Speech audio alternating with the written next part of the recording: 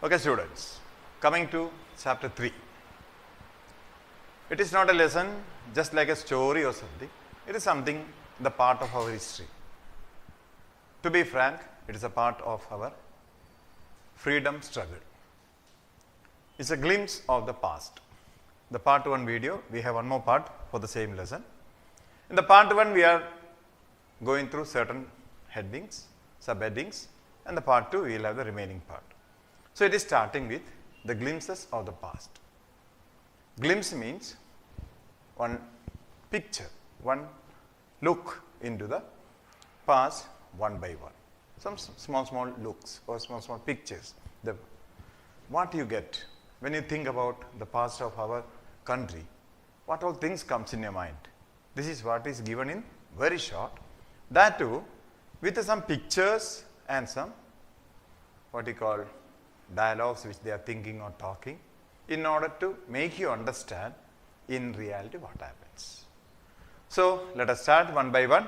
Each slide in this video will be of different topics. So, you must see the heading before getting in deep. So, I will show the slide, I will read for you, then I will just explain, that is all. So, let us start. Chapter 3, Glimpse of Past, Part 1. The martyrs. What are these martyrs means?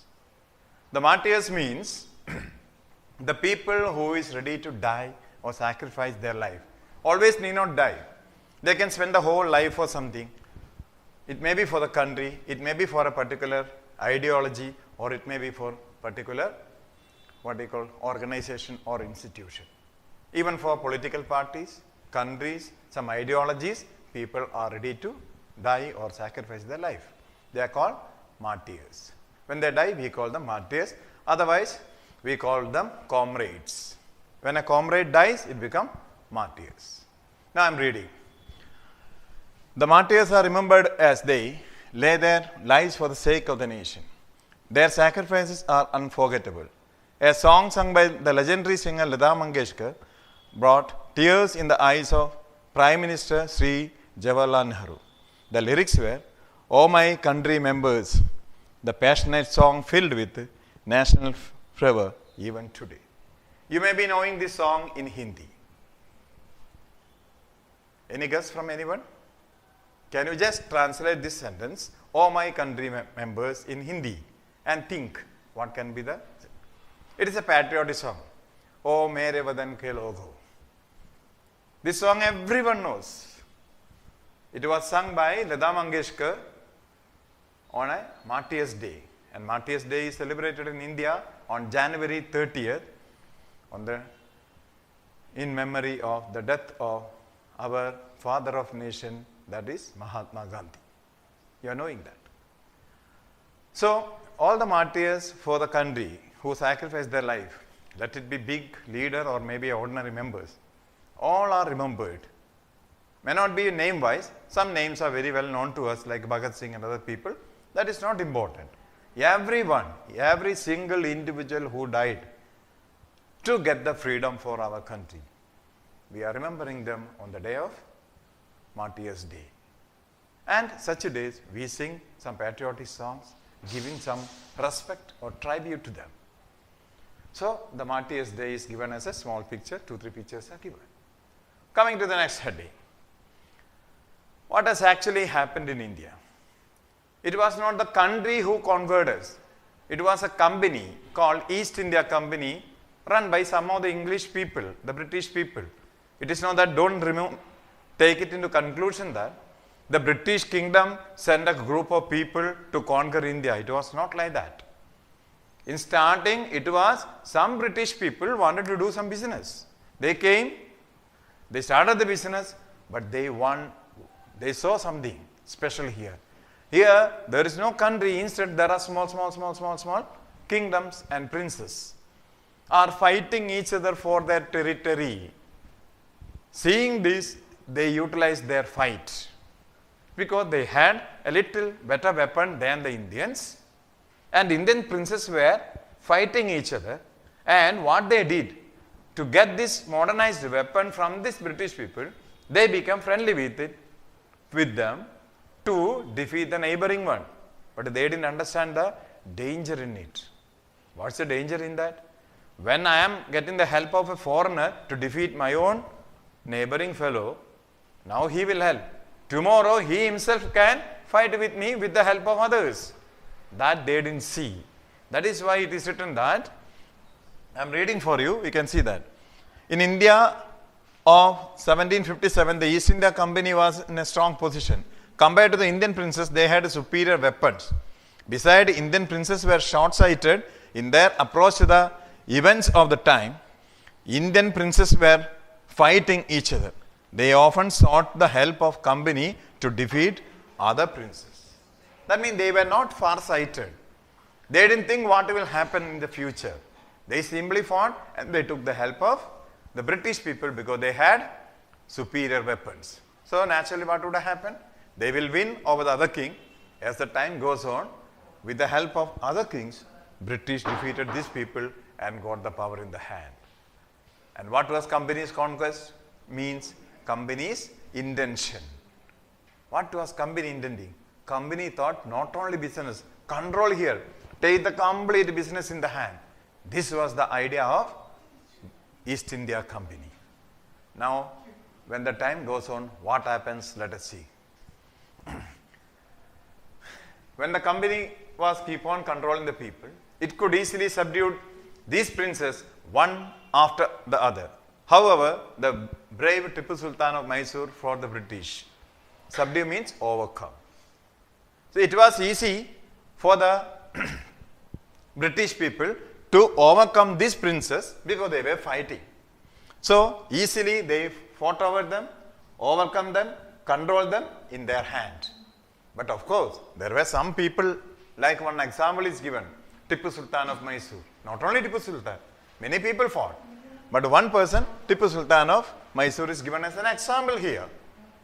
So, they fought against the British. They never took the help of it. But other people, the foolish princes of other state, they took the help of them and slowly the British defeated them. The general reaction to the British rule was not the same everywhere in India. And what about the people? Did they like the British rule?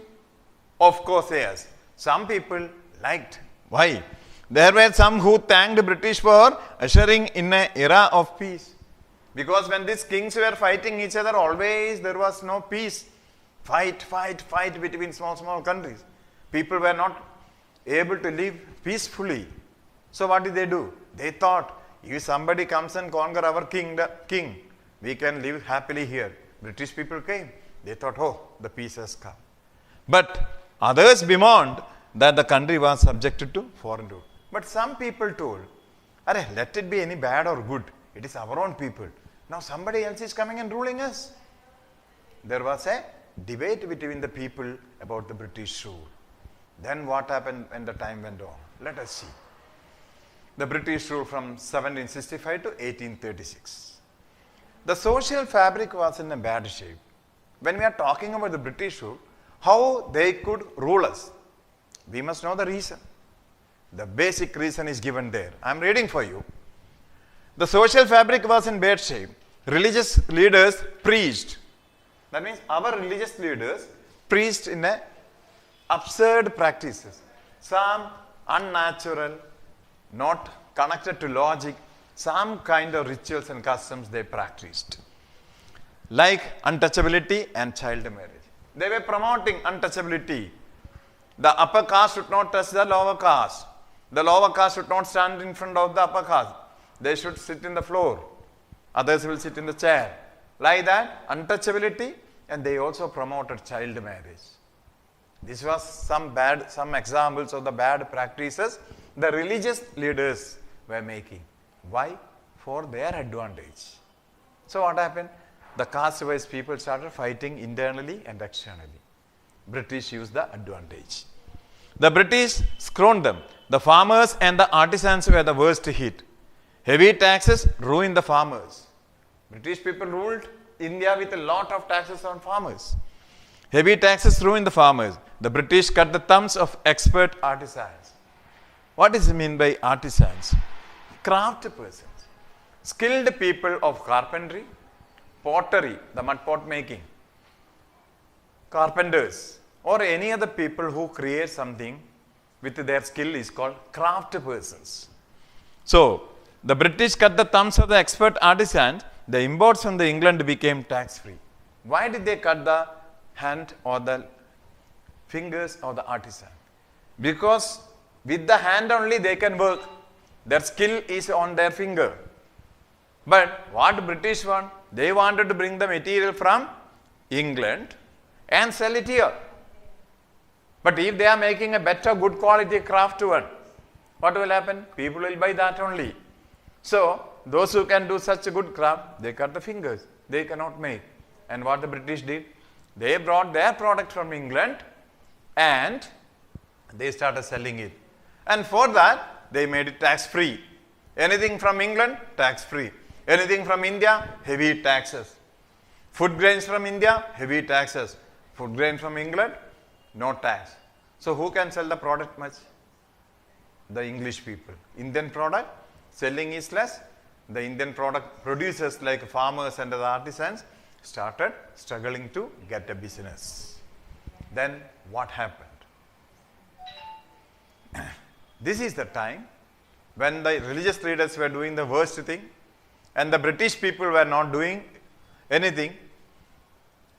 A person called Raja Ram Mohan Rai emerged. He understood Indian people were fighting each other and the British has overcome them. Now, what is the reason how we can come back to this original condition, or how we can bring peace, how we can uplift the society? He thought. So, I will read that.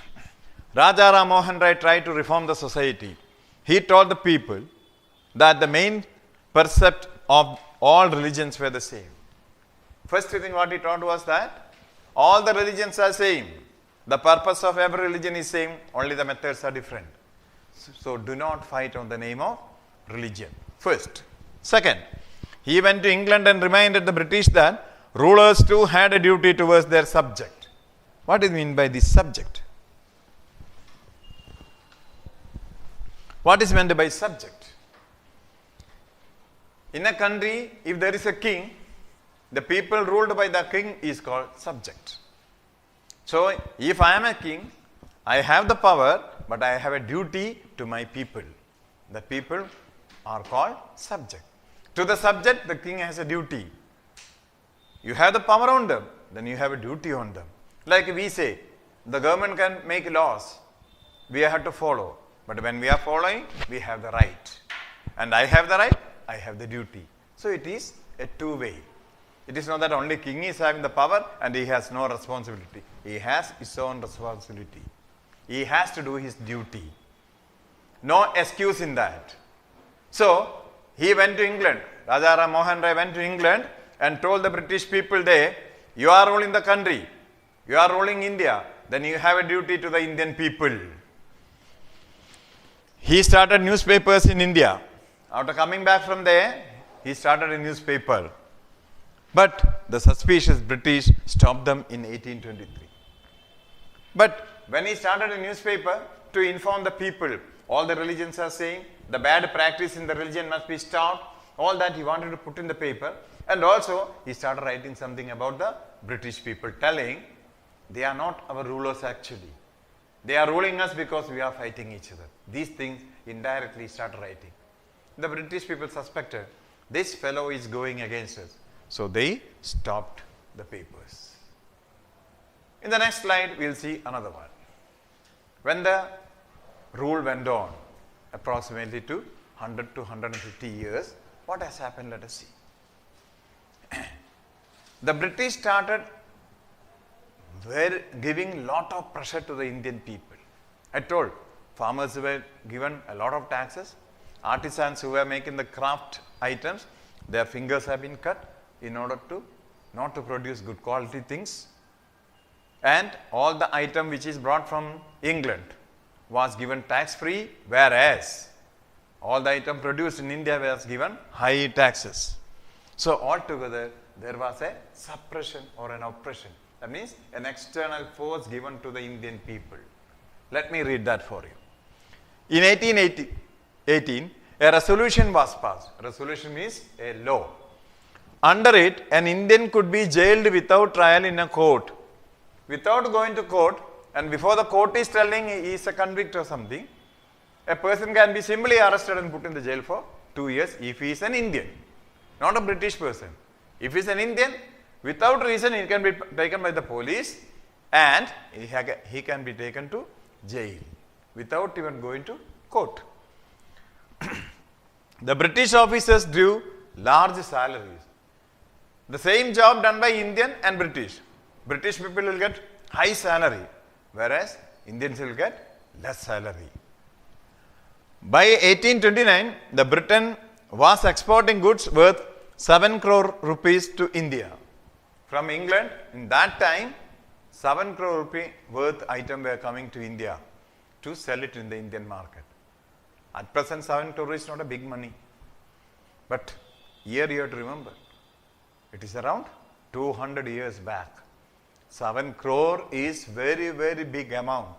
And the number of people or the population was very less, plus Indians were very poor, still 7 crore rupee item were exported from England to India and they were sold here.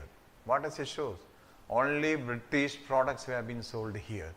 Indian products were sold in very less quantity for name's sake. Now, even the British Governor General of India, Bentinck, reported to England. By seeing all this condition, even the British officers felt something. So he commented in a funny manner. What is the manner he commented is like this. The bonds of cotton weavers are bleaching the plains of India. Can you see that in yellow color? The bonds of cotton weavers are bleaching the plains of India. That means Indian cotton weavers are doing so much hard work that because of the hard work, they are clearing the complete India. Bleaching the plains of India means clearing the complete India for the British to live happily here. That means because of the Indian farmers' hard work, Indian artisans' hard work, the bonds of cotton weavers are bleaching the plains of India means they are making cloth, everything, and the profit of that goes to whom? The British people, and they are living a very happy life here. That means they are bending the body and working mean they are doing lot of hard work. And all the profit of that goes to British people. Thus, the British people prospered. Prospered means they become rich, they become very elegant, good people, so that they could control the Indian people very easily. This is what the first video says. So we got certain headings. I will go through the heading once again, going back to the slides. The martyrs first. That's the people who died for our country. In that many names you are knowing. And it is always celebrated on January 30th on the death day of our father of nation, Mahatma Gandhi. The East India Company, who started as a trade or a business people here, slowly they understood they can conquer India and take the rule in their hands. They did it also. It was very easy for them as the princes of India were fighting and that they were having a better weapons like guns and all in the hand.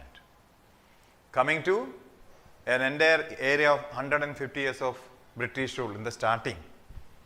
What has happened? The religious leaders made a lot of mistake of practicing unwanted or bad practices of religious rituals like child marriage as well as untouchability.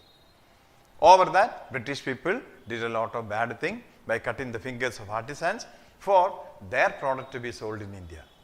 And the third thing, the taxes have been given too much for Indians, whereas for British item, no tax.